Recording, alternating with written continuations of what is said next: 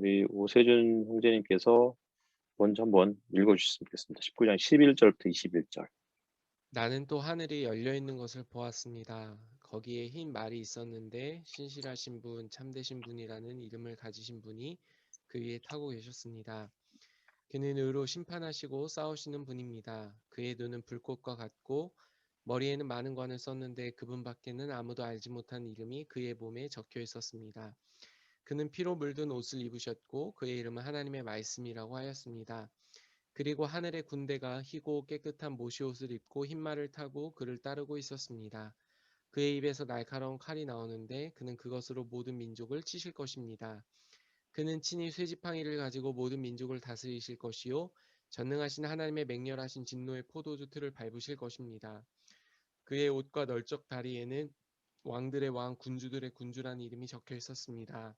나는 또 해에 한 천사가 서 있는 것을 보았습니다. 그는 공중에 나는 모든 새들에게 큰 소리로 외치기를 하나님의 큰 잔치에 모여라.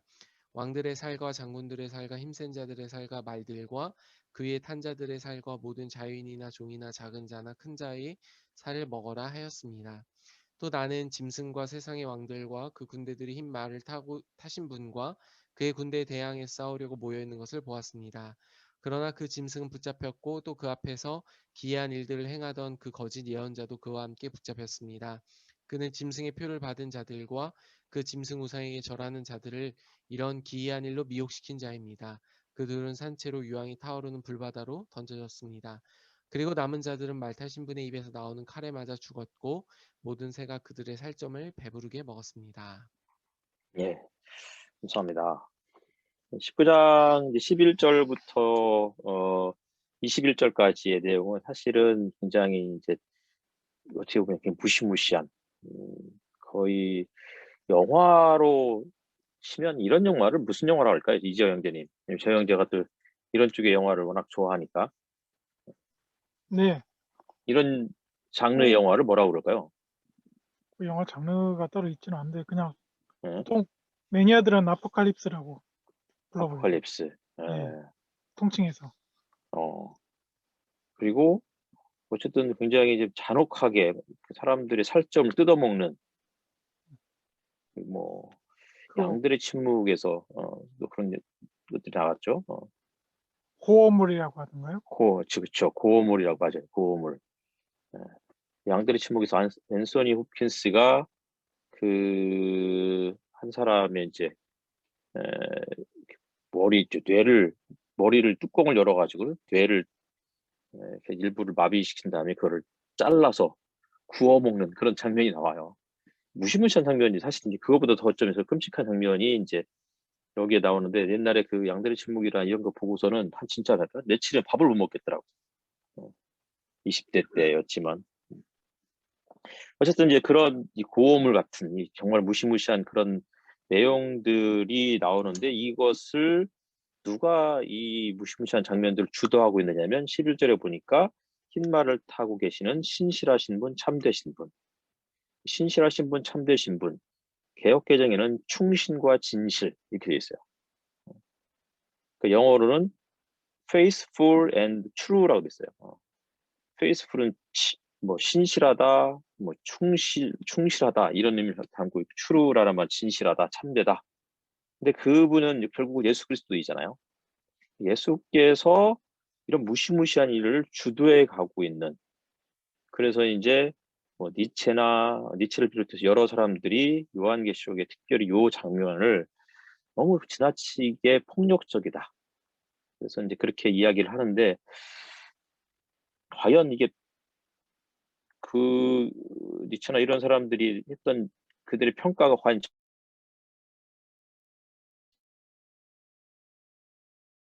에 대한 심판을 그럼 어떻게 해야 되나?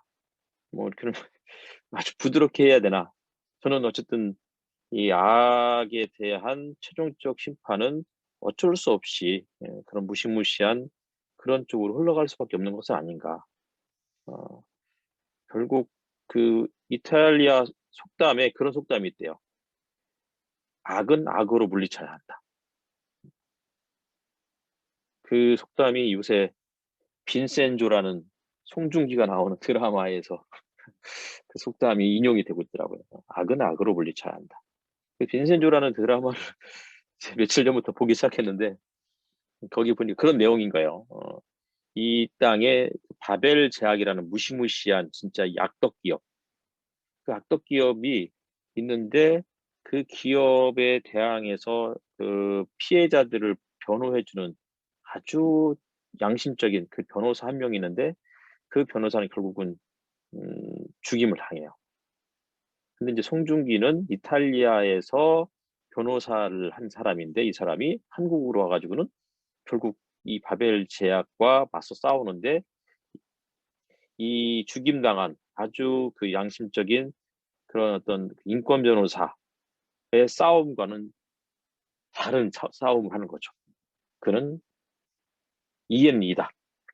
그래서 그들이 이제 그 사람들을 협박해서 혹은 뭐 이렇게 해서 뭐 그 자신들의 그 말도 안 되는 뭐 사실 마약과 같은 진통제들을 보급하는 그런 일들을 이제 사람들을 그 뭐 이렇게 그 매수하고 심지어는 죽이고 이런 과정들을 통해서 진짜 막 어마어마한 사람들이 죽고 어마어마한 사람들이 이제 마약에 중독되는 이런 상황에서 송중기가 결국 그 악을 뭐 맞짱 뜨는 그러한 유일한 방법은 그들이 했던 것처럼 해야 된다. 근데 그게 이제 그 뭐 굉장히 비현실적인 이야기죠. 그게 어떻게 가능하겠어요, 현실 속에서. 근데 저는 이제 최종적인 심판은 그래야 되지 않을까라는 생각을 해요. 그래야 그분의 심판이 의롭고 정당하다. 그래서 이제 11절에 보면은 참되시고 신실하신 그분이 싸우는데 어떻게 싸우느냐면 11절 마지막 문장에 그는 의로 심판하시고 싸우시는 분. 그분의 심판은 의롭다. 이런 얘기죠. 그런데 그분에 대한 서술이 이제 12절 이하인데 눈은 불꽃 같고 머리에는 많은 관을 쓰고 있고 그리고 아무도 알지 못하는 그 이름이 몸에 적혀 있었고 그러니까 이게 마치 머리는 10개이고 머리는 7개이고 뿔이 10개인 그런 아까 그 우리 이전에 그 짐승과 비슷한 부분이에요. 그 흰말을 타신 신실하고 참되신 그분도 보니까 불꽃 같은 눈에 많은 왕관을 갖고 있는 거죠. 그리고 아무도 알지 못한 이름. 근데 사실은 우리가 그 짐승 이야기할 때도 그 짐승의 이름이 비밀이라고 그렇게 이야기했던 부분이 있었어요. 13장에 보면 그 13장 17절 누구든지 이 표를 가진 사람 곧 짐승의 이름이나 그 이름을 나타내는 숫자로 표가 찍힌 사람이 아니면 아무도 뭐 팔거나 사거나 할 수 없다. 그러면서 그 짐승은 사실은 비밀스러운 이름인데 잘 세어보니 666이다. 이렇게 이제 설명하는 그런 구절이 있는데 이게 예수님에게도 비밀스러운 이름을 갖고 있는 거죠. 근데 이 사람은 그 13장은 짐승의 숫자였고 그리고 666이었는데 그런데 이제 19장에서의 그 예수 그리스도는 비밀인데 13절에 바로 비밀이지만 얘기해주고 있죠. 바로 13절에 보니까 그는 피로 물든 옷을 입으셨고 그의 이름은 하나님의 말씀. 비밀이라고 해놓고 바로 이제 얘기해주죠. 하나님의 말씀이다. 그럼 하나님의 말씀이 뭐냐? 라고 했을 때 그것은 결국은 11절에 신실하고 참되신 분. 그분의 말씀은 늘 그 진실한 참된 말씀이고 그분은 그 말씀에 따라서 충성된 종, 신실하고 충성된 증인이라고 이제 1장에도 처음부터 이렇게 이야기했었죠. 예수를 그렇게 표현했잖아요. 충성된 증인. 그러니까 하나님의 말씀이다. 이 말은 예수님이 하나님의 말씀 뭐 이렇게 해서 마치 그 요한복음 1장 1절에 말씀이 이제 태초에부터 말씀이 계시니라. 그래서 그 말씀은 곧 하나님과 함께 계셨고 그러면서 예수님이 곧 하나님의 말씀이다. 이런 의미라기보다는 제자도에 관련된 말씀으로 이해하는 게 더 저는 온당한 해석이다라고 생각이 들어요. 하나님의 말씀이다. 이 말은 그분이 그 말씀대로 살았다. 그러니까 언행이 일치한 믿음과 행함이 신행일치 혹은 뭐 언행일치의 삶을 살아가셨던 분. 근데 그의 옷은 피로 물들었다. 이렇게 되어 있죠. 근데 실질적으로 창세기에서 보면 유다 지파를 설명할 때, 그러니까 49장이죠. 창세기 49장에 야곱이 이제 유다를 축복하잖아요. 축복하는데 유다 지파를 어떻게 설명하고 있느냐면 유다는 나귀를 포도나무에 매며 암나귀 새끼를 아름다운 포도나무에 맬 것이며 그 옷은 포도주에 빨며 이렇게 돼 있어요. 그러니까 결국은 이 피로 물든 옷을 입으셨다. 이 말씀은 결국 창세기에 있는 그 신탁의 성취 이런 것으로도 이해할 수 있겠고 지난주에 말씀드렸듯이 이것은 예수께서 스스로 흘리신 그런 어떤 그 보혈의 옷으로도 이해할 수 있는 부분일 거라고 생각이 들고요. 그리고 이제 14절에 하늘 군대가 그를 따랐다. 이건 이제 우리가 14장 4절에 있었잖아요. 그렇죠? 예수 그리스도 어린 양의 뒤를 따르는 사람들, 어린 양이 가는 곳이면 어디든지 따라다니는 사람들. 그게 이제 14장 4절의 말씀이었는데 여기서 마찬가지로 예수를 따르는 하늘 군대. 그러니까 예수께서 이제 그 십자가 사건 직전에 체포되셨을 때 베드로가 그 제사장 종의 귀를 자르잖아요. 그럴 때 예수님이 이제 칼을 든 자는 칼로 망한다. 그러면서 내가 하늘의 천군 천사라도 동원해서 이 사람들을 물리칠 수 없을 거라 생각했느냐. 그때 하늘 군대는 어떤 군대냐면 예수 그리스도를 따라다니는 사람인 거죠. 다시 말하면 예수 그리스도의 제자로서 살아가는 사람들. 그런 사람들이 하나님의 군대를 이루고 있다라고 이해할 수 있을 것 같고요.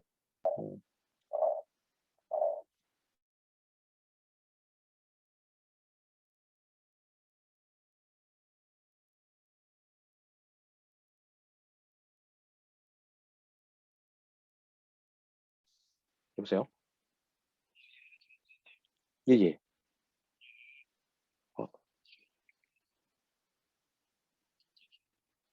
교수님, 예, 예. 제가 지금, 예, 교수님. 죄송합니다. 제가,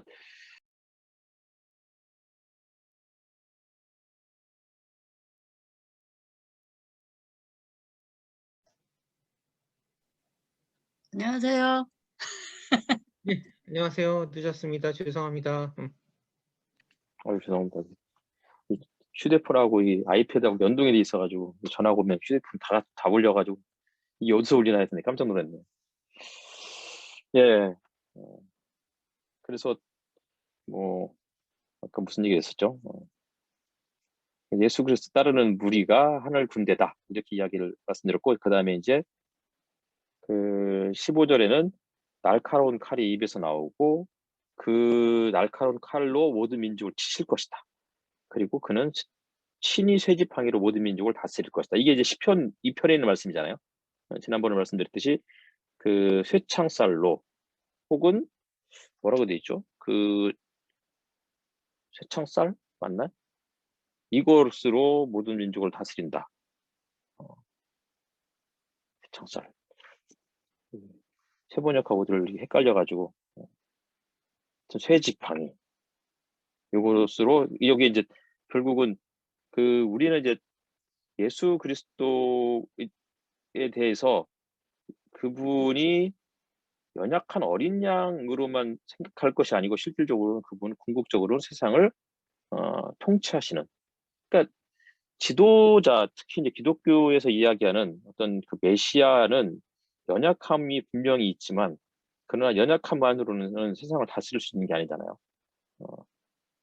결국 그분의 어떤 능력 이것들이 같이 병행이 돼야 되는데 능력은 세상 속에서는 은폐되어 있고 그러나 궁극적으로 그분이 통치하시는 것은 세상의 그 이면에 있는 현실의 그 이면에서는 사실은 겉으로는 아주 연약하지만 그러나 그 이면에서는 실질적으로는 전능하신 그런 어떤 그 능력자로서의 모습들을 보여주고 있는 거죠. 다시 말하면 세상은 여전히 그 나약하고 무능력한 어떤 기독교의 모습 혹은 예수 그리스도의 모습으로 보이지만, 그러니 세상은 결국은 하나님께서 원하시는 그러한 세상으로 흘러가지 않고 전혀 그 반대로 흘러갈 것 같은데, 그런데 결국 역사를 주관하시는 분은 이런 분이시라는 거죠. 역사를 주관하시는 그분이 정말 날카로운 칼이 그 입에서 나오는 그 칼로 모든 민족을 치시면서 친히 쇠지팡이로 모든 민족을 다스릴 것이다. 다시 말하면 그분은 결국은 그분이 역사를 시작하셨고 그분이 역사를 완성해 내실 것이다 라는 어떤 그런 식으로 이해를 할 수 있을 것 같습니다. 그러면서 이제 뭐 진노의 포도주 틀을 밟을 것이다, 이 말씀은 뭐 이미 이사야서에 여러 번 반복해서 나오고 있어요. 그러니까 포도주 틀을 밟는 것, 이것이 아마 이제 뭐 옛날에는 이제 포도주의 포도들을 포도주 틀에 다 놓고 이제 발로 밟아서 포도즙을 짰던 것처럼, 이제 그런 그 유대 문화죠. 그 유대의 문화를 그대로 이제 여기 반영하면서 결국 그 악에 대한 하나님의 궁극적 심판, 이런 걸 보여주고 있는 거죠. 그리고서는 이제 그 널쩍다리와 옷에는 왕들의 왕 혹은 군주들의 군주, 만왕의 왕, 만주의 주라는 이름이 적혀 있다. 근데 이제 17절이 문제예요. 17절에 보니까 갑자기 이제 공중에 나는 모든 새들이 갑자기 큰 소리로 외치기를 하나님의 큰 잔치에 모여라. 그러니까 큰 잔치라고 했는데 보니까 막 왕들의 살, 장군들의 살, 힘센 자들의 살, 뭐 이런 막 무시무시한 그들의 살을 먹으라는 거죠. 이게 아까 이제 고어물이라고 이제 재호 형제가 얘기하셨는데, 진짜 말 그대로 고어물인 거죠. 진짜 이게 너무 끔찍한 거잖아요.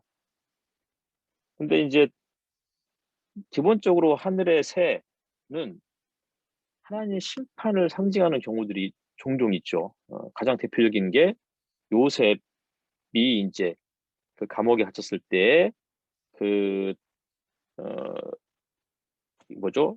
그 두 사람의 이제 그 한 사람은 술 맡은 관원장이고 한 사람은 떡 맡은 관원장인데, 떡 맡은 관원장의 죽음을 예고했을 때 그가 꿈에 그 꾸었던 꿈이 그거였잖아요. 그가 매달려 가지고 하늘에 나무에 매달려서 그 새들이 그의 머리를 쪼아 먹을 것이다. 그 내용들. 그래서 이거는 실질적으로 그 공중의 새는, 그러니까 하나님의 그런 어떤 무시무시한 심판, 이런 것들을 상징적으로 보여준다라고 생각이 들고요. 이게 사실은 근데 에스겔 39장에 나와 있어요. 에스겔 39장에 보면은 그러니까 하나님의 큰 잔치에 모여라, 요 구절이 각종 새와 짐승에게 이르기를 너희는 모여오라, 내가 너희를 위한 잔치 곧 이스라엘 산 위에 예비한 큰 잔치를 너희를 다 모으겠다. 그러면서 너희가 사방에서 모여서 살을 먹으며 피를 마시고 용사의 살을 먹고 세상의 왕의 피를 마실 것이다. 이런 이제 에스겔 39장에 있는 요 구절이 사실은 이 구절에서 이제 인용이 된 거죠. 그러니까 사실 요 구절 에스겔 39장이 이 곡과 마곡이라고 하는, 좀 이따가 이제 뭐 여기 나오지만 20장 8절에 나와요. 곡과 마곡에 대한 심판을 보여주는 말씀이에요. 그러니까 곡과 마곡, 이제 마곡이라는 곳이 이제 이스라엘 북쪽에 있는 민족인데, 그들의 그 마곡의 왕인 곡이 이스라엘로 침공을 해서 거기 쳐들어와서 거룩한 성전을, 그 성도들이 이제 모여 있는 성전을 혹은 그 도성을 포위하고 그들을 이제 죽이는 그런 장면들인데, 그들을 심판하겠다라는, 그게 이제 에스겔 39장의 말씀이거든요. 근데 그 말씀이 사실 여기 인용이 되고 있는 거죠. 그러면서 그 뭐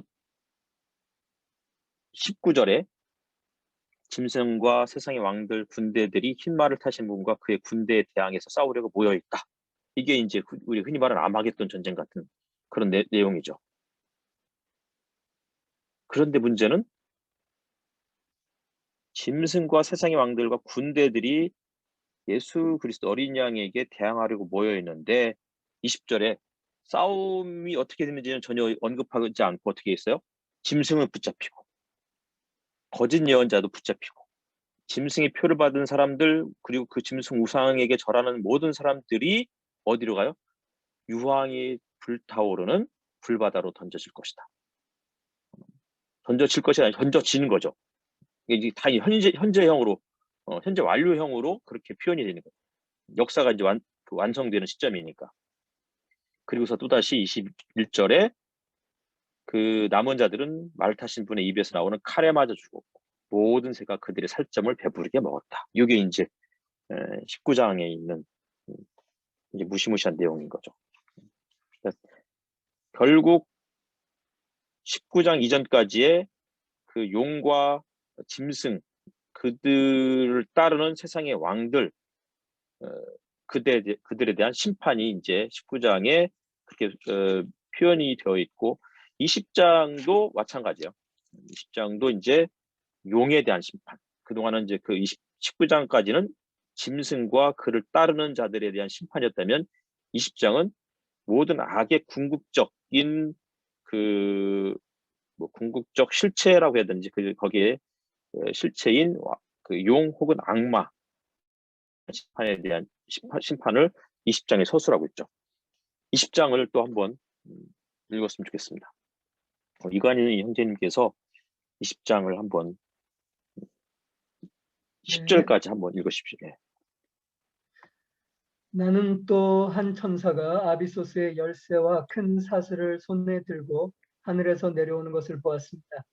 그는 그 용, 곧 악마요 사탄인 그 옛뱀을 붙잡아 결박하여 아비소스에 던지고 닫은 다음에 그 위에 봉인을 하여 1000년 동안 가두어 두고 1000년이 끝날 때까지는 민족들을 미혹하지 못하게 하였습니다. 사탄은 그 뒤에 잠시 동안 풀려 나오게 되어 있습니다. 내가 또 보좌들을 보니 그 위에 사람들이 앉아 있었는데 그들은 심판할 권세를 받은 사람들이었습니다. 또 나는 예수의 증언과 하나님의 말씀 때문에 목이 베인 사람들의 영혼을 보았습니다. 그들은 그 짐승이나 그 짐승 우상에게 절하지 않고 그들의 이마와 손에 그 짐승의 표를 받지 않은 사람들입니다. 그들은 살아나서 그리스도와 함께 1000년 동안 다스렸습니다. 그 나머지 죽은 사람들은 1000년이 끝날 때까지 살아나지 못하였습니다. 이것이 첫째 부활입니다. 이 첫째 부활에 참여하는 사람은 복이 있고 거룩합니다. 이 사람들에게는 둘째 사망이 아무런 세력도 부리지 못합니다. 이 사람들은 하나님과 그리스도의 제사장이 되어서 1000년 동안 그와 함께 다스릴 것입니다. 1000년이 끝나면 사탄은 옥에서 풀려나서 땅의 사방에 있는 민족들, 곧 곡과 마곡을 미혹하려고 나아갈 것입니다. 그리고 전쟁을 하려고 그들을 모을 것인데 그들의 수는 바다의 모래와 같을 것입니다. 그들은 지면으로 올라와서 성도들의 진과 하나님께서 사랑하시는 도시를 둘러쌌습니다. 그러나 하늘에서 불이 내려와서 그들을 삼켜버렸습니다. 그들을 미혹하던 악마도 불과 유황의 바다로 던져졌는데 그곳은 그 짐승과 거짓 예언자들이 있는 곳입니다. 거기에서 그들은 영원히 밤낮으로 고통을 당할 것입니다. 예, 이선영 선생님께서 11절부터 15절까지 보십시오. 나는 크고 흰 보좌와 거기에 앉으신 분을 보았습니다. 땅과 하늘이 그 앞에서 사라지고 그 자리마저 찾아볼 수 없었습니다. 나는 또 죽은 사람들이 큰 자나 작은 자나 할 것 없이 다 그 보좌 앞에 서 있는 것을 보았습니다. 그리고 책들을 펴놓고 또 다른 책 하나를 펴놓았는데 그것은 생명의 책이었습니다. 죽은 사람들은 그 책에 기록되어 있는 대로 자기들의 행위대로 심판을 받았습니다.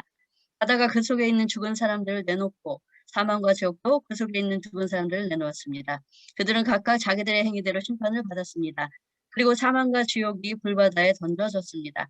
이 불바다가 둘째 사망입니다. 이 생명태에 기록되어 있지 않은 사람은 누구나 다 이 불바다에 던져졌습니다. 네. 감사합니다. 예, 20장에서 말씀드렸듯이 이제 용에 대한 심판인데요. 이제 한 천사가 아비소스의 열쇠를 들고 큰 사슬을 들고서 이제 하늘에서 내려와서는 용을 결박하죠. 그래서 그를 아비소스에 집어 던진 다음에 그 다음에 이제 그걸 가둬뒀는데 1000년 동안 갇혀 있는 거야. 1000년 동안 갇혀 있고 그러나 그는 또 다시 이제 풀려날 거라고 이제 그 예고가 돼 있죠. 근데 중요한 거는 이제 그 4절이에요. 보좌를 보는데 그 위에 사람들이 앉아 있었는데 그들은 심판할 권세를 받은 사람들. 어떤 사람들이냐면 예수의 증언과 하나님의 말씀 때문에 목이 베인 사람들의 영혼. 그들은 짐승이나 짐승 우상에게 절하지 않고 그 이마와 그 손에 짐승의 표를 받지 않은 사람들. 그들이 살아나는 일. 그래서 1000년 동안 아비소스에 그 용이 갇혀 있는 동안 이제 그들이 살아나서는 1000년 동안 다스리는 이야기. 그리고서는 이제 이것을 첫째 부활이다 이렇게 이야기하고 있어요. 다시 말하면 첫째 부활은 예수 그리스도를 위해서 증언하다가 예수 그리스도의 제자로 살아가다가 죽임당한 혹은 순교한 백성들이 다시 살아나는 것. 이것이 첫째 부활이고 반면에 둘째 부활이란 말은 안 쓰지 않고 둘째 사망이란 말로 쓰고 있어요. 둘째 사망은 뭐예요? 그것은 그 짐승을 따르는 용을 따르는 그런 사람들에 대한 그 사망을 이제 그 둘째 사망이라고 그렇게 이야기를 하고 있죠. 그러면서 이제 1000년이 끝나면 사탄이 이제 다시 또 풀려나서는 땅으로 기어 올라오는 거야. 땅의 사방에 있는 민족들 곡과 마곡을 미혹하려고 나아갈 것입니다. 이 말을 아까 이제 그 에스겔 39장에 있는 그런 그 메시지를 요약하고 있는 거죠. 실질적으로 그 에스겔이 그 예언했던 내용들을 여기서 다시 설명하면서 그들이 성도들이 있는 도성을 둘러쌀 것인데 그러나 하늘에서 불이 내려와서 그들을 다 삼켜버렸다. 그러면서 아까 19장에 있는 그 세상의 짐승과 수많은 세상의 왕들과 군대들이 흰말을 타신 그 분과 군대에 대항해 싸울 때에 순식간에 그들을 집어 삼킨 장면들을 또 여기서 보여주고 있는 거예요.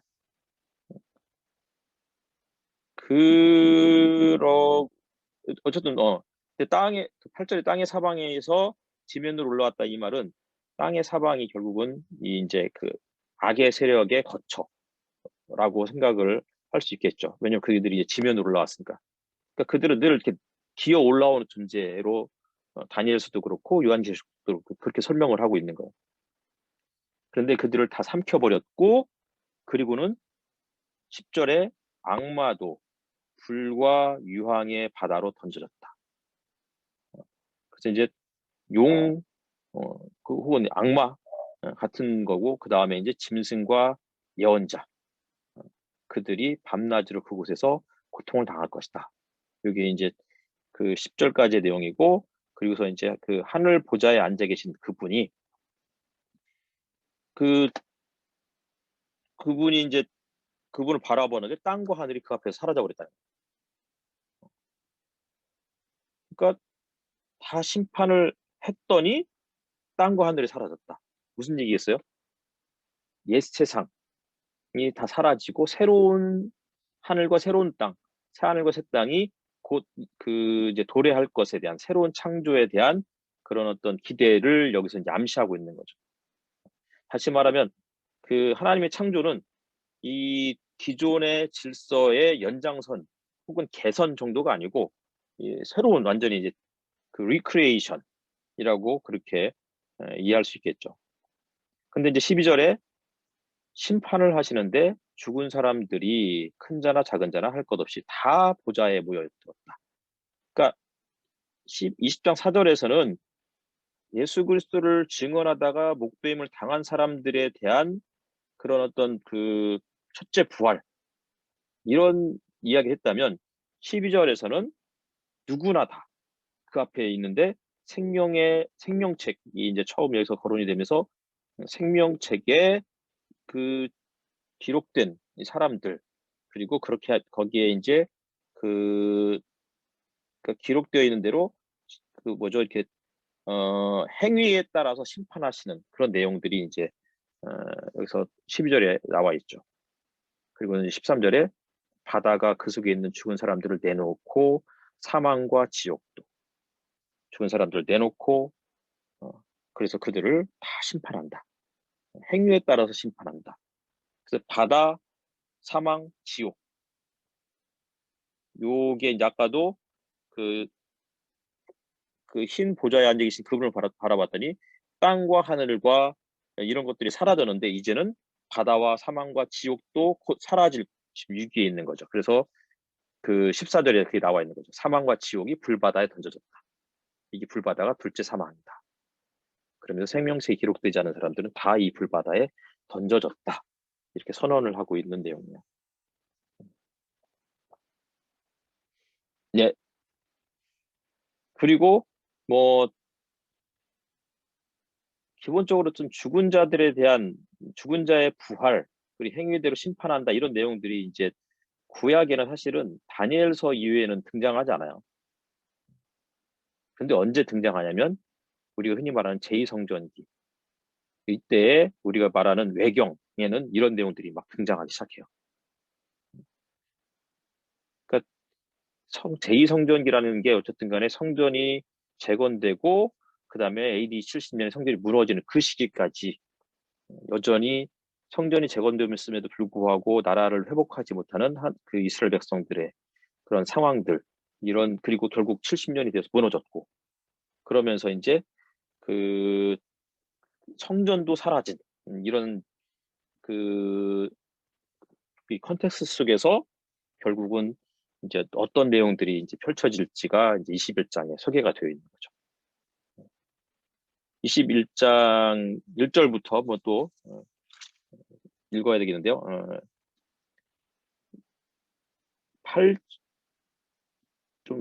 조금 길지만 14절까지 재영재님 혹시 읽으실 수 있으세요? 안 들려요. 지금 휴대폰으로 어떻게 검색을 예. 알겠습니다. 그러면은 배우진 자매님께서 1절부터 14절까지 읽어주시고 김진기 형제님께서 15절부터 마지막 절까지 읽어주셨으면 좋겠습니다.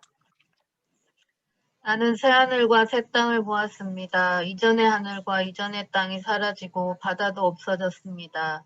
나는 또 거룩한 도성 새 예루살렘이 남편을 위하여 단장한 신부와 같이 차리고 하나님께로부터 하늘에서 내려오는 것을 보았습니다.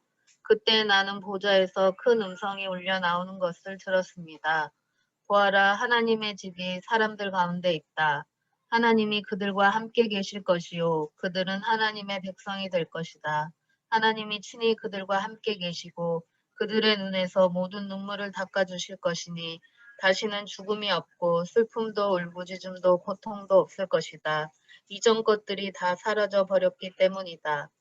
그때 보좌에 앉으신 분이 말씀하셨습니다. 보아라, 내가 모든 것을 새롭게 한다. 또 말씀하셨습니다.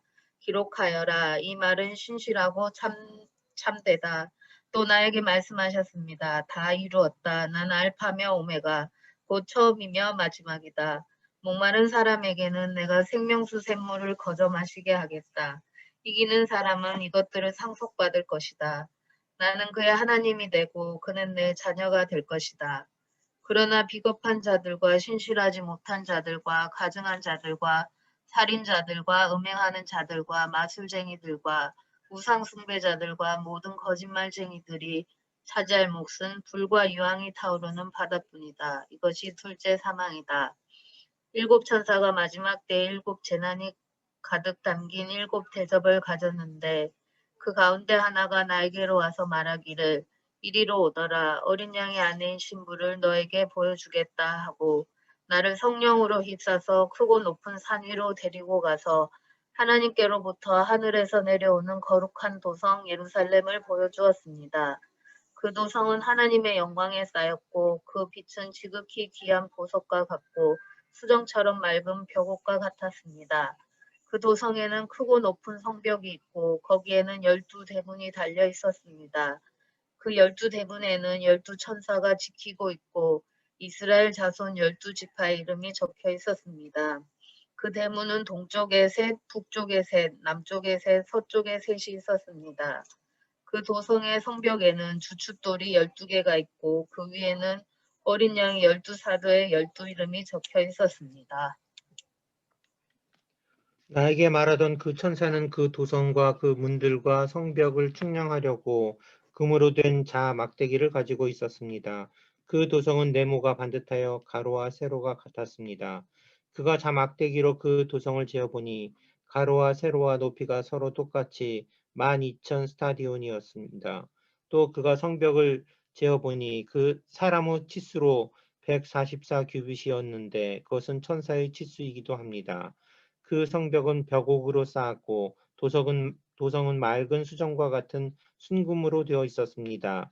그 성벽의 주춧돌들은 각색 보석으로 꾸며져 있었습니다. 첫째 주춧돌은 벽옥이요, 둘째는 사파이어요, 셋째는 옥수요, 넷째는 비취 옥이요, 다섯째는 홍만호요, 여섯째는 홍옥수요, 일곱째는 황보석이요, 여덟째는 녹주석이요, 아홉째는 황옥이요, 열째는 녹옥수요, 11째는 청옥이요 12째는 자수정이었습니다. 또 12대문은 12진주로 되어 있는데 그 대문들이 각각 진주 한 개로 되어 있었습니다. 도시의 넓은 거리는 맑은 수정과 같은 순금이었습니다. 나는 그 안에서 성전을 볼 수 없었습니다. 그것은 전능하신 주 하나님과 어린 양이 그 도성의 성전이시기 때문입니다. 그 도성에는 해나 달이 빛을 비출 필요가 없습니다. 그것은 하나님의 영광이 그 도성을 밝혀주며 어린 양이 그 도성의 등불이시기 때문입니다. 민족들이 그 빛 가운데로 다닐 것이요 땅의 왕들이 그들의 영광을 그 도성으로 들여올 것입니다. 그 도성에는 밤이 없으므로 온종일 대문을 닫지 않을 것입니다. 그리고 사람들은 민족들의 영광과 명예를 그 도성으로 들여올 것입니다. 속된 것은 무엇이나 그 도성에 들어가지 못하고 가증한 일과 거짓을 행하는 자도 절대로 거기에 들어가지 못합니다. 다만 어린 양의 생명책에 기록되어 있는 사람들만이 들어갈 수 있습니다. 감사합니다. 예. 21장은 결국은 이제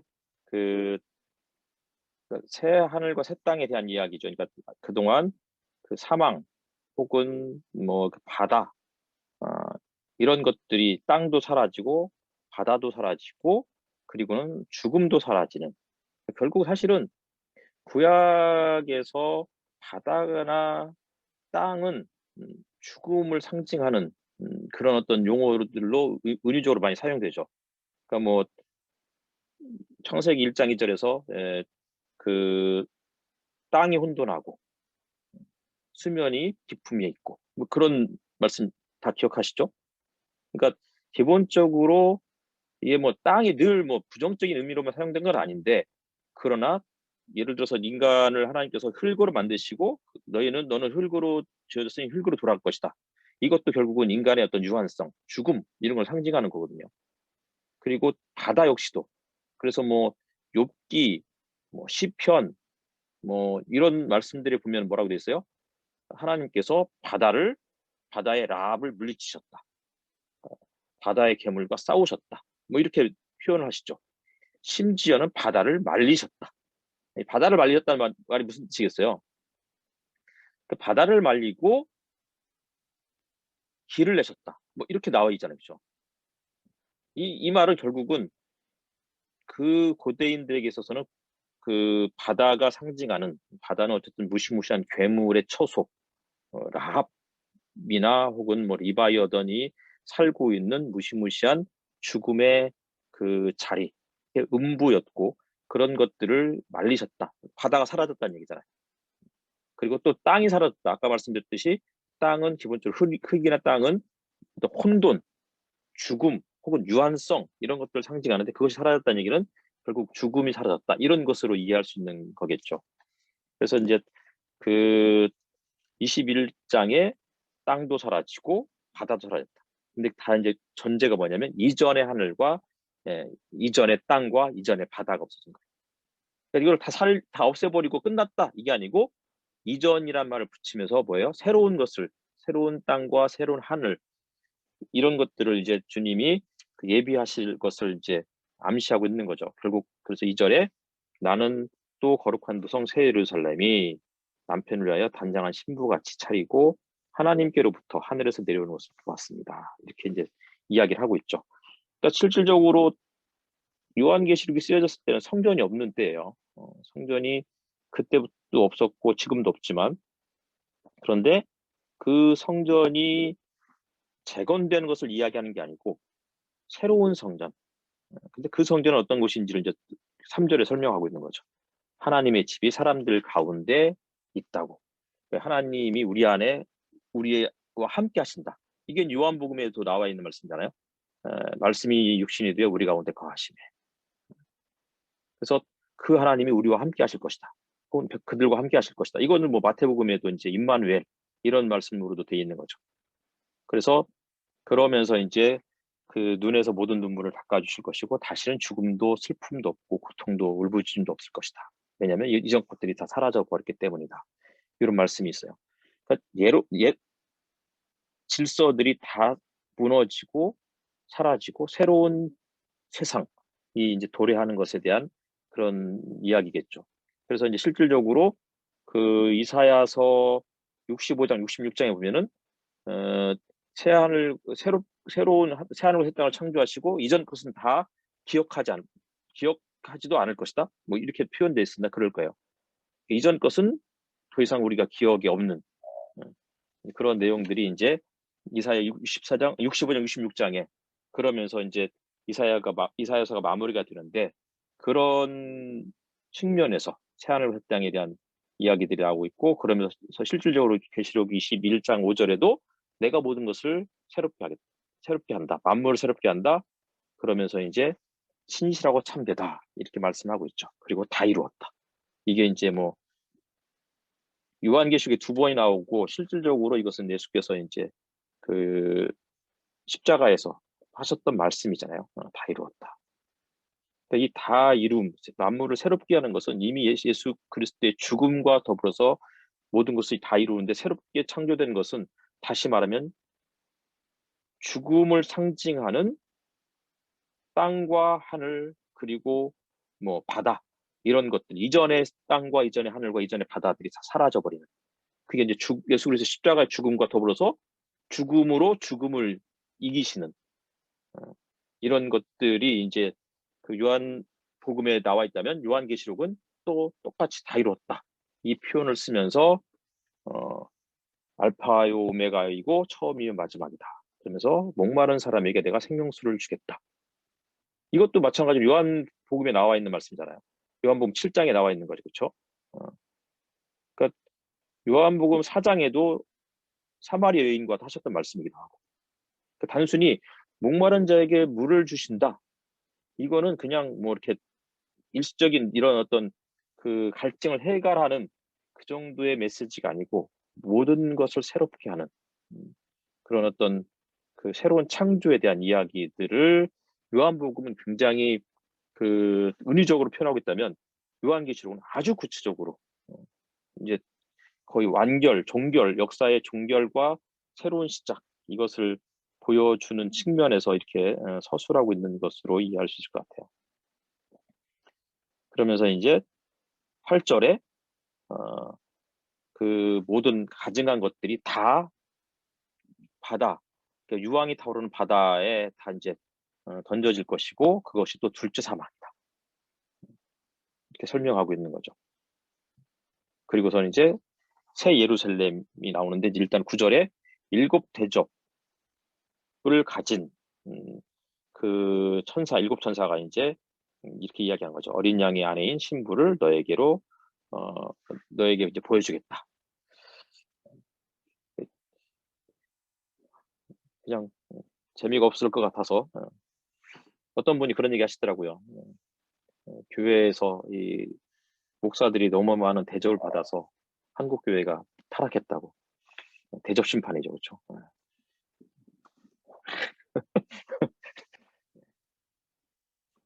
어쨌든 그렇고요. 그 다음에 이제 10절에 성령으로 휩싸서 크고 높은 산 위로 데리고 가서 거기에서 이제 거룩한 도성 예루살렘을 보여주시는 거죠. 크고 높은 산 위로 데리고 가는 그런 장면들이 사실은 에스겔서에 다 이렇게 나와 있는 표현들이기도 해요. 그러면 새 예루살렘은 어떤 모습이냐면 보니까 막 보석으로 휩싸여 있고 장식되어 있고 그리고는 뭐 12대문, 12천사, 12지파 이렇게 다 이야기가 되어 있고 그리고는 뭐 그 네모 반듯하고 측량했더니 가로 세로 높이가 다 12,000 스타디온이 성벽을 재어보니까 144 큐빗이고 자 일단은 뭐 12이라는 것은 기본적으로 12사도 12지파를 상징하는 거죠. 이스라엘 새로운 이스라엘 이런 것들을 보여주는 거예요. 뭐 그거는 이제 뭐 너무나 잘 아는 내용인데 그런데 이 보석은 뭐냐? 이 부분이 이제 뭐죠? 보석 어디 나오죠?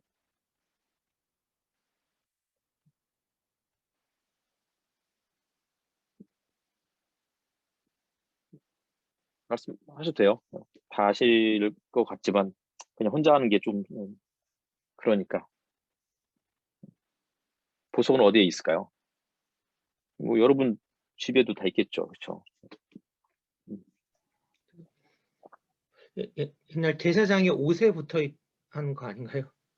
제사장 어디서 있죠, 그렇죠? 그게 또 12개의 보석으로 아마 돼 있는 것으로 알고 있고 그리고는 그게 12지파를 상징하는 거잖아요, 그렇죠? 또 어디 나올까요?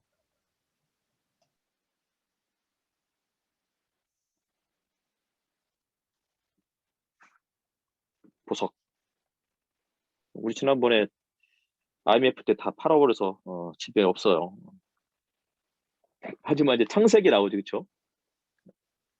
창세기에서 이제 창세기 2장에서 이제 하나님께서 아담을 창조하신 이후에 에덴 동산을 설명할 때 각종 보석들이 등장을 해요. 그리고 에스겔서에도 나와요.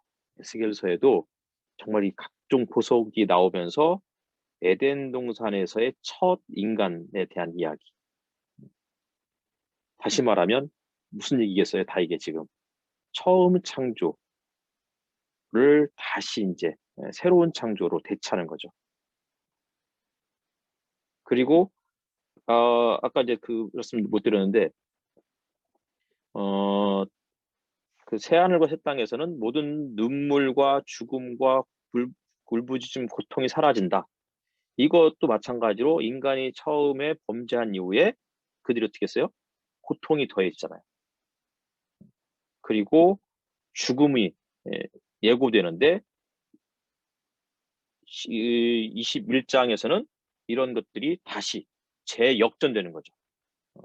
그래서 눈물이 사라지고 죽음도 사라지고 고통도 사라지는 다시 말하면 처음 인간의 그 실패 그 이후에 이제 그 마지막 인간으로서 둘째 아담으로서의 예수 그리스도께서 그 모든 것들을 다시 이제 재역전시키는 그런 모습들을 보여주는 부분이기도 하겠죠. 그리고 또 이제 뭐 이거는 뭐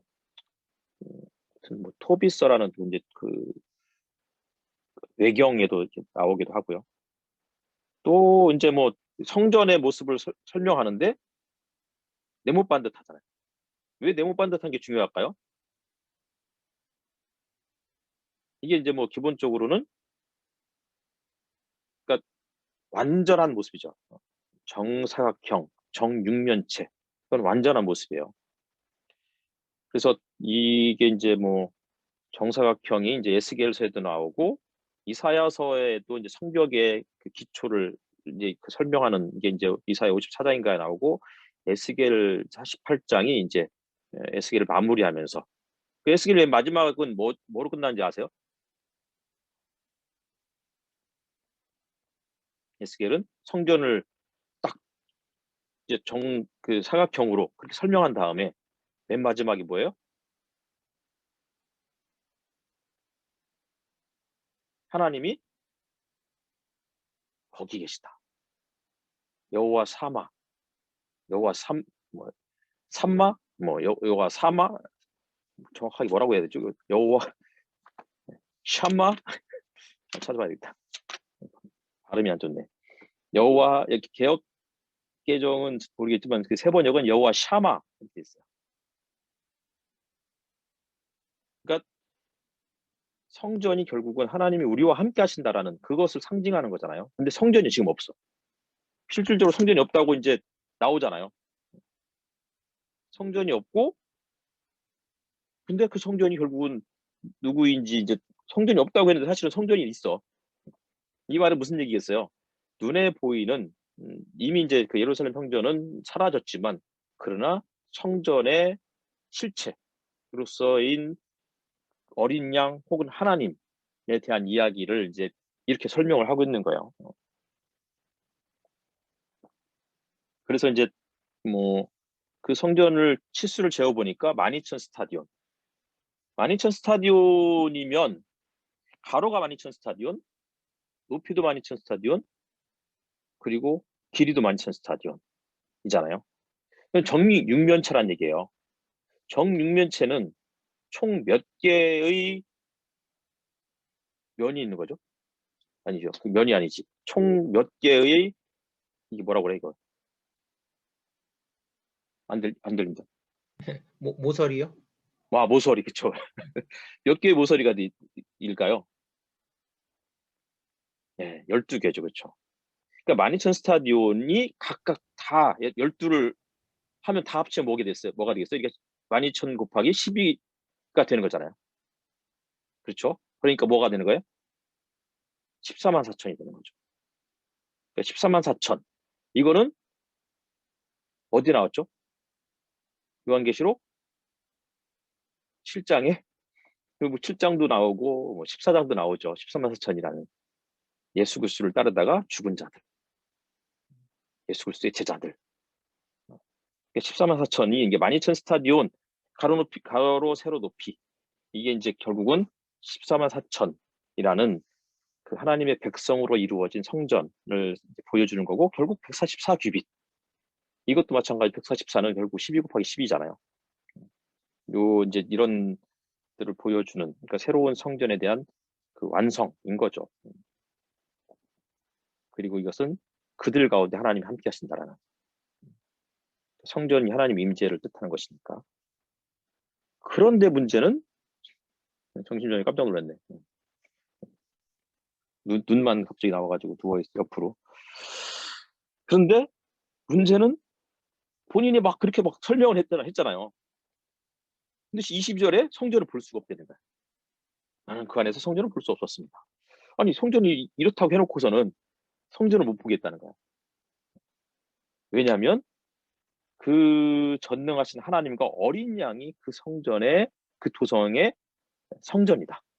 이렇게 이야기를 하는 거죠. 요새 이제 저희 하유리가 그 마인크래프트에 빠져서 살고 있다고도 말씀드렸잖아요. 엊그저께는 저한테 그러더라고요. 아빠를 그려주겠다. 그림을 그렸는데 마인크래프트야. 그리고 뭐 포크레인을 그리라고 했더니 포크레인을 그렸더니 똑같이 마인크래프트. 그러면서 하는 얘기가 뭐냐면 마인크래프트의 세계에는 원이 없대요. 다 사각형이래. 모든 걸 사각형으로 표현을 해야 되는 거야. 그래서 저도 처음 알았죠. 근데 예수님이 마인크래프트야. 보니까 이게 보니까 가로 세로 높이가 다 사각형이 똑같잖아. 다 사각형이 이루어져 있어. 근데 안 보인대.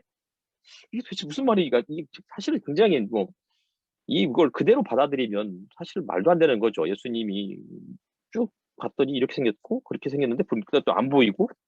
근데 이제 그게 예수님뿐만 아니라 여기서는 이제 하나님과 어린 양이라고 그렇게 이야기를 하고 있어요.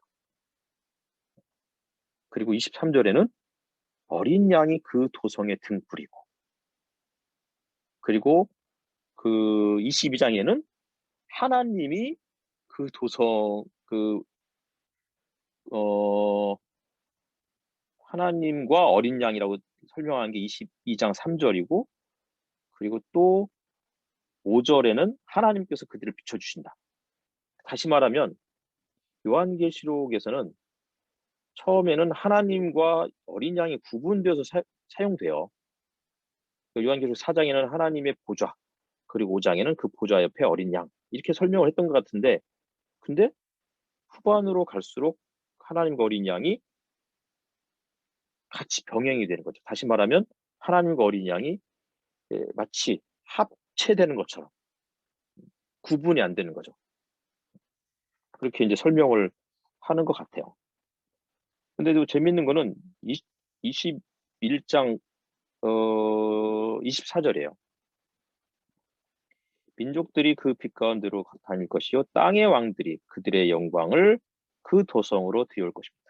요한계시록의 땅의 왕들은 다 부정적인 의미였잖아요. 짐승을 따르는 자들.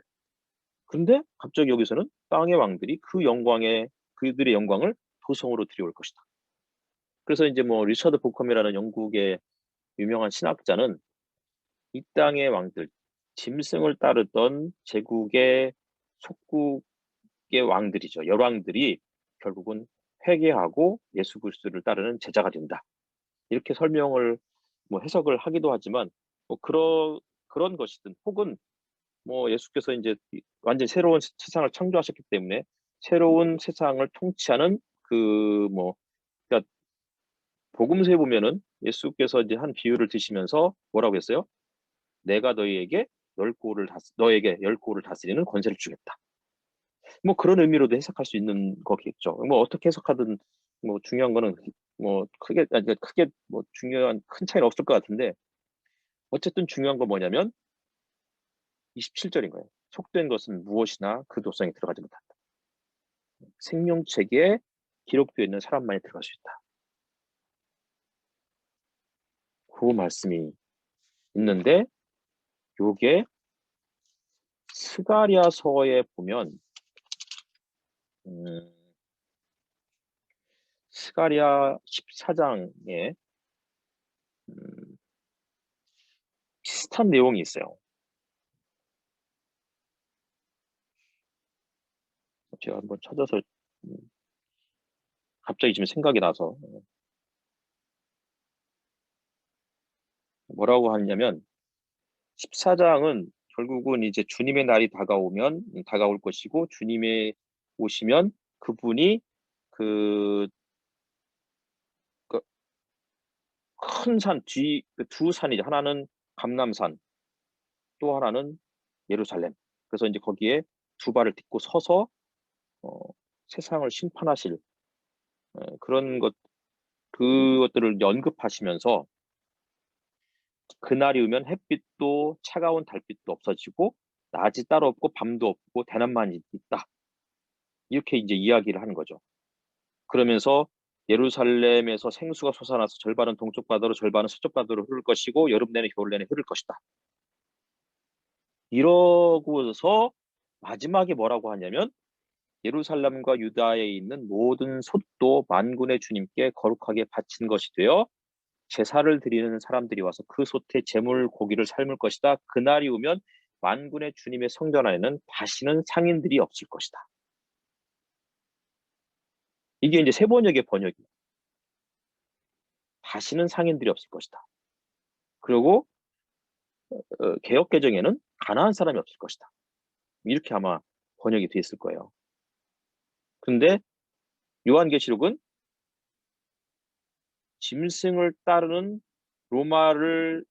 바벨론을 따르는 사람들 중에 심판의 대상 중에 한 부류가 뭐였냐면 상인들이었잖아요. 그러니까 어마어마한 부를 축적하는 그러한 사람들의 그러면서 이제 스가랴서가 아마 요 이제 이 요한계시록에 이 반영이 된 부분으로 이해할 수 있을 것 같아요. 네. 그래서 가증한 것들은 절대 들어올 수 없다. 이 말은 가증한 것이 결국은 상인들, 상인, 뭐 자영업자들 뭐 이런 사람들이 문제라고 말씀드린 게 아니고 그들은 아마 이제 요즘 말로 하면은 진짜 뭐 다국적 기업, 재벌 뭐 이런 사람들인 거죠. 진짜 이런 사람들에 대한 하나님의 심판. 요새 국가혁명당에서는 어쨌든 삼성이 없으면 이 나라가 망한다고 그래서 이거 그 누구야 이재용을 빨리 석방시켜야 된다 이런 운동을 하고 있잖아요. 삼성이 없으면 나라가 망하는 게 아니고 삼성이 있어서 망할 수도 있다라는 생각을 왜 못할까 싶어요. 뭐 삼성이 없으면 뭐 그러면 또 다른 뭐 또 재벌들이 또 나오겠죠. 중요한 거는 어마어마한 부를 축적해서 진짜 수많은 그 약자들이 피눈물 고혈을 통해서 이제 이들 그 자신들의 부를 유지하는 그런 사람들에 대한 심판을 이해할 수 있을 것 같습니다. 22장 빨리 가겠습니다. 예. 누가 또 읽어주실까요? 우리 오전사님께서 이제 또 22장 1절부터 목사님 저 한번 읽었는데 또 읽을까요? 그래야 될 것 같아요. 다른 분들은 얼굴이 없으니까 알겠습니다. 1절부터 해서 11절까지 그리고 국관이 형제님께서 12절부터 마지막 절까지 읽어주셨으면 좋겠습니다. 천사는 또 수정과 같이 빛나는 생명수의 강을 내게 보여주었습니다. 그 강은 하나님의 보좌와 어린 양의 보좌로부터 흘러나와서 도시의 넓은 거리 한가운데를 흘렀습니다. 강 양쪽에는 12종류의 열매를 맺는 생명나무가 있어서 달마다 열매를 내고 그 나뭇잎은 민족들을 치료하는 데 쓰입니다. 다시 저주를 받을 일이라고는 아무것도 그 도성에 없을 것입니다. 하나님과 어린 양의 보좌가 도성 안에 있고 그의 종들이 그를 예배하며 하나님의 얼굴을 뵐 것입니다. 그들의 이마에는 그의 이름이 적혀 있고 다시는 밤이 없고 등불이나 햇빛이 필요 없습니다. 그것은 주 하나님께서 그들을 비추시기 때문입니다. 그들은 영원 무궁하도록 다스릴 것입니다. 천사가 또 나에게 말하였습니다. 이 말씀은 믿음직하고 참되다. 예언자들에게 영을 내려주시는 주 하나님께서 자기의 종들에게 곧 일어날 일들을 보여주시려고 자기의 천사들을 보내셨다. 보아라, 내가 곧 오겠다 하신 주님의 말씀을 기억하여라. 이 책에 기록된 예언의 말씀을 지키는 사람들은 복이 있습니다. 이 모든 것을 듣고 본 사람은 나 요한입니다. 내가 이 모든 것을 듣고 볼 때에 이것들을 내게 보여준 그 천사의 발 앞에 엎드려 경배하려고 하였더니 그가 나에게 말하였습니다. 이렇게 하지 말아라. 나도 너와 너의 동료 예언자들과 이 책의 말씀을 지키는 사람들과 같은 종이다. 경배는 하나님께 드려라. 또 그가 나에게 말하였습니다. 때가 가까이 왔으니 이 책에 적힌 예언자의 말씀을 봉인하지 말아라. 이제는 불의를 행하는 자는 그대로 불의를 행하고 더러운 자는 그대로 더러운 채로 있어라. 의로운 사람은 그대로 의를 행하고 거룩한 사람은 그대로 거룩한 채로 있어라. 보아라, 내가 곧 가겠다. 나는 각 사람에게 그 행위대로 갚아주려고 상을 가지고 간다.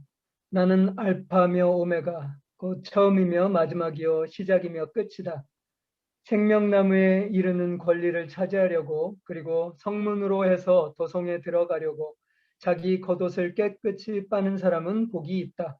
개들과 마술쟁이들과 음행하는 자들과 살인자들과 우상 숭배자들과 거짓을 사랑하고 행하는 자는 다 바깥에 남아있게 될 것이다.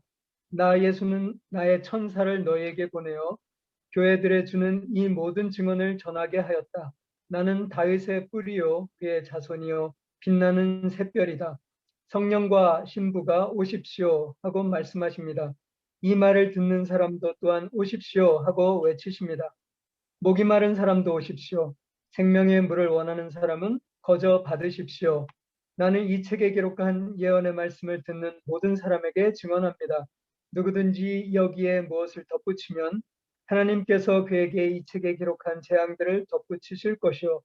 또 누구든지 이 예언의 책에 기록된 말씀에서 무엇을 없애버리면 하나님께서 이 책에 기록한 생명나무와 그 거룩한 도성에서 그가 누릴 몫을 없애버리실 것입니다. 이 모든 계시를 증언하시는 분이 이렇게 말씀하셨습니다. 그렇다. 내가 곧 가겠다.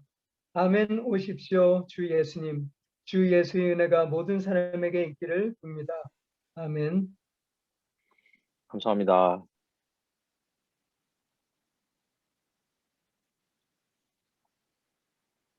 예림 하율이한테 마크 어떻게 하는지 마인크래프트군요. 무슨 말이겠네 마크가. 고마워. 예, 이제 22장 가겠습니다. 이제 결국은 모든 그 새하늘과 새 땅에 이제 그 회복되고 그리고서 이제 수정과 같이 빛나는 생명수의 강이 흘러나는 모습들. 요것도 마찬가지로 그 에덴 동산의 모습하고 비슷하죠. 그렇죠? 에덴 동산에서 4개의 강이 흘러나가잖아요. 사실 그게 생명의 강인데 문제는 에덴 동산에서 흐르는 그 생명수의 강이 생명나무를 이제 더 이상 이제 접근할 수 없게 되는, 그러니까 선악과를 따먹으면서 거기에 이제 그 화염검으로 있는 이제 들고 있는 천사들 때문에 거기 들어갈 수 없는 그런 상황에서 생명수의 강이 더 이상 흘러나올 수 없었는데 다시 이제 이것들이 회복되는 거죠. 그래서 그 2절에도 보니까 이제 뭐 1절에서 일단 하나님의 보좌와 어린 양의 보좌로부터 흘러나오는 것. 이것도 뭐 에스겔서의 말씀이기도 하고, 그러니까 결국 에덴 동산의 이야기라든지 뭐 성전의 이야기, 이런 성소 혹은 성막의 이야기, 모든 것들이 거의 같은 그런 어떤 그 메타포를 가지고 이야기들이 전개가 되고 있죠. 그래서 이제 이게 생수의 강이 흘러서 그 모든 이제 도시로 흘러간다. 근데 강 양쪽에는 12종류의 열매를 맺는 생명나무가 있고, 달마다 열매를 내고 그 나뭇잎은 민족들을 치료하는 데 쓰인다. 그러니까 이제 생명나무에 대한 이야기인데 민족들을 치료하는 나무로 그렇게 설명을 해요. 그래서 결국 생명나무가 보여주는 그 어떤 의미는 그러니까 회복, 치료, 치유, 심지어 죽음조차도 치료하는 그런 모습들인데, 민족들을 치료하는 데 쓰이는 이 생명나무의 결정적인 가장 핵심은 뭐냐면 십자가였던 거죠. 십자가의 죽음으로 생명을 얻는 그런 모습들이 이제 보여주고 있고, 실질적으로 에베소 교회를 향해서도 맨 마지막에 이기는 자에게는 생명나무를 너희에게 주겠다. 이제 그렇게 말씀을 하고 있죠. 그리고 이제 뭐 그리고 나서 이제 뭐 예수께서 이제 내가 곧 오겠다라는 그 말씀을 다시 하고 있고, 그러면서 7절에 이 말씀을, 이 책의 예언의 말씀을 지키는 자가 복이 있다. 그러니까 6절에 곧 일어날 일들을 보여주시려고 이렇게 있잖아요. 사실 요한계시록 1장은 그렇게 시작하죠. 곧 일어날 일들을 기록해라. 근데 실질적으로 이 내용은 곧 일어날 일들이었던 거예요. 다시 말하면 곧 일어날 일은 수천 년 이후에 일어날 일들이 아니고 그 1세기 당시 살아갔던 그리스도인들을 향한 메시지면서 동시에 또 이 시대를 살아간 우리들을 향한 메시지인 것이지, 뭐 수천 년 이후에 혹은 수백 년 이후에 벌어질 일이다라고 받아들일 수 없는 거죠. 그럼 내가 곧 오겠다 그러면서 이 책의 말씀을, 그 예언을 지키는 자들, 이 말씀을 지키는 사람들이 복이 있다. 실질적으로 요한계시록은 복이 있다라는 말이 총 7번인가 쓰여 있을 거예요. 정확하게 어디서 쓰여졌는지 기억을 못하겠지만, 그러면서 이제 뭐 11절에 불의를 행하는 자는 그대로 불의를 행하고, 더러운 자는 그대로 더러운 채 있고, 의로운 사람은 그대로 의를 행하고, 거룩한 사람은 그대로 거룩한 채로 있어라. 이게 이제 더 이상 이제 뭐 돌이킬 수 없는 이제 그런 최종적인 상태, 이런 것이면서 또 로마서 1장에 있는 말씀도 떠올리게 하는 부분이기도 하겠다 싶기도 하고요. 그러면서 이제 14절에 생명나무에 이르는 권리를 차지하려고 그 성문으로, 그리고 성문으로 해서 도성에 들어가려고 자기 겉옷을 깨끗이 빠는 사람이 복이 있다. 무슨 얘기겠어요? 주님이 곧 오시니까 준비해라 라는 거죠. 마치 복음서에서 그 큰 잔치의 비유해서 사람들을 다 초청했는데 흰 옷을 준비하지 못한 사람들 다 쫓아내잖아요. 그런 부분이죠. 그러니까 빨리 준비해라 라는 우리가 촉구하는 거고, 그리고 이제 17절에 오십시오, 요게 이제 3번이 반복되죠. 오십시오, 오십시오, 오십시오. 초청인 거예요. 그러면서 목마른 사람도 오고, 생명의 물을 원하는 사람들은 다 거저 줄 거니까 다 와라. 이게 이제 뭐 이사야 말씀 그리고 요한복음의 말씀이잖아요.